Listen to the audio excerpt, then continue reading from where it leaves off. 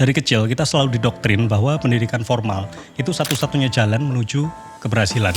Saya mau membicarakan sebuah realita ya, setidaknya ini realita di dunia bisnis, bahwa kesuksesan tuh nggak selalu lahir dari pendidikan formal. Saya tahu nggak semua orang bakal setuju dengan pernyataan ini, terutama orang tua murid, tapi kita coba lihat kenyataannya. Kita sekolah 6 tahun SD, 3 tahun SMP, 3 tahun SMA. Kita masuk sekolah pagi jam 6.45, pulang sore. Mungkin ada yang siang, tapi yang saya alami dari dulu itu ya rata-rata jam 3 sore. Begitu pulang kita masih ada bimbel. Sedangkan di sekolah kita itu sering disuapi terus-menerus dengan hal yang sama, yang belum tentu semua orang butuh dan semua orang suka. Realitanya ketika kita ingin menjadi orang yang berhasil, kita perlu menguasai satu bidang yang kita bisa, kita minati dan kita sukai. Dan kita harus menjadi ahli di bidang tersebut. Namun dengan jadwal yang padat, melelahkan juga, dari pagi sampai sore, pertanyaannya kapan kita punya waktu untuk mendalami hal yang kita suka dan mendalami bakat kita. Jangankan untuk mendalami, bahkan untuk mengeksplor dan mencari apa yang kita minat dan apa yang kita jago, itu mungkin nggak ada. Menurut saya ini menjadi sebuah paradoks dalam sistem pendidikan kita. Satu sisi kita diharapkan untuk menemukan passion kita dan mengejar mimpi. Tapi di sisi lain, struktur pendidikan tradisional dan jadwal yang kaku seringkali tidak memberi ruang bagi kita untuk melakukan itu. Bayangin, kita dari sekolah dari pagi sampai sore pulang udah capek.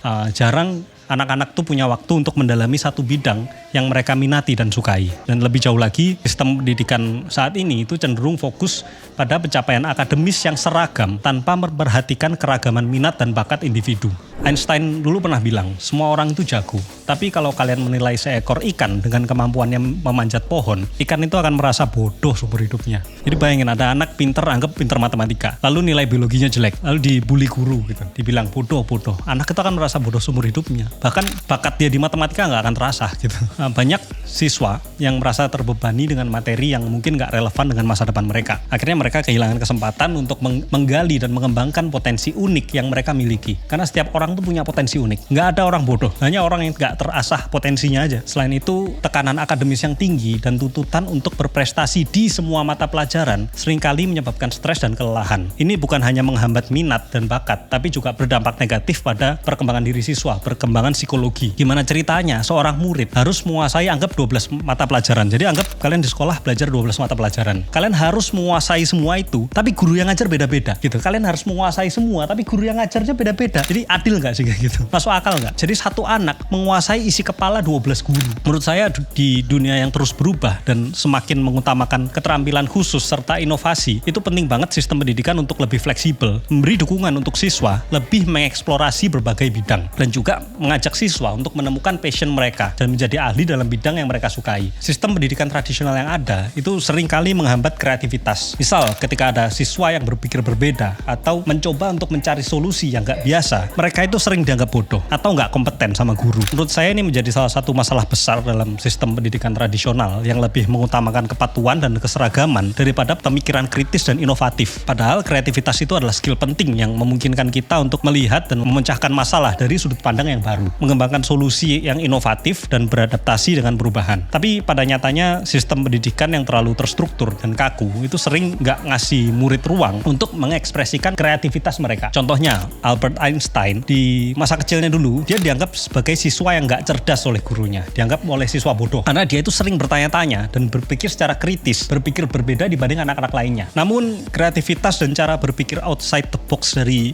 Einstein ini yang berhasil membawa dia membuat penemuan-penemuan besar yang berhasil mengubah dunia. Contoh lain Bill Gates dan Steve Jobs. Jadi dua tokoh penting ini berhasil merevolusi dunia komputer. Dia itu juga mengalami kesulitan dengan sistem pendidikan tradisional. Mereka ngerasa bahwa sekolah itu nggak ngasih mereka cukup ruang untuk mengejar minat mereka dalam teknologi dan inovasi, yang akhirnya mendorong mereka untuk mencari jalur pendidikan dan karir yang lebih sesuai dengan visi mereka. Memang contoh-contoh yang saya sebutkan tadi terkesan one in a million ya, 1 dari 1 juta orang. Tapi pada intinya, semua anak itu harus diberikan kesempatan untuk mengembangkan kemampuan yang sekarang disebut high income skill dan soft skill. Jadi teman-teman yang masih sekolah, skill apa sih sebenarnya yang lebih penting daripada sekedar punya gelar kalau kalian ingin berhasil terutama dalam dunia bisnis? Yang pertama, keterampilan komunikasi. Mampu menyampaikan sesuatu dengan jelas dan persuasif itu sangat penting dalam dunia bisnis. Sekarang kita anggap ada 2 orang pebisnis yang sama-sama menemuin investor. Pebisnis pertama ini dia pintar banget, dia punya data lengkap, tapi dia ngomong grogi, dia nggak bisa komunikasi, dia ngomong grogi, ngomong nggak bisa meyakinkan. Tapi dia pintar, data yang dia bener bahwa semuanya bener, produknya bagus. Dan investor kedua dan pebisnis kedua itu dia omong kosong, kosong, bohong semua isinya, tapi dia pinter komunikasi. Dia bisa mempersuasi orang, dia bisa membuat orang tuh berpaling ke dia. Menurut kalian bisnis mana yang dapat investasi dari investor tadi? Jelas yang kedua. Jadi kadang pinter ngomong tuh lebih penting daripada produk kalian.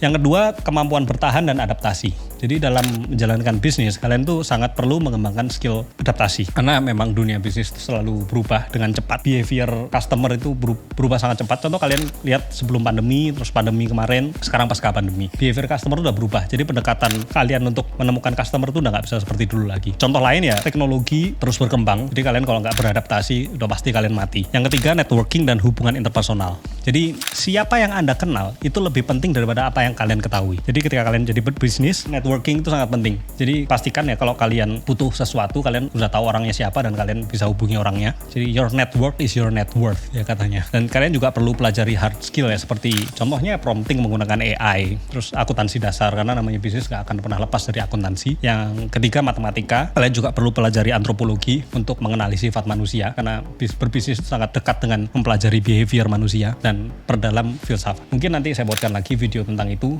Coba kalian komen di bawah kalau kalian tertarik. Jadi teman-teman yang masih sekolah, saya sarankan luangkan waktu lebih di luar akademik untuk mempelajari dan mengasah skill-skill yang bisa menghasilkan kalian uang ke depannya. Terima kasih telah menonton video ini.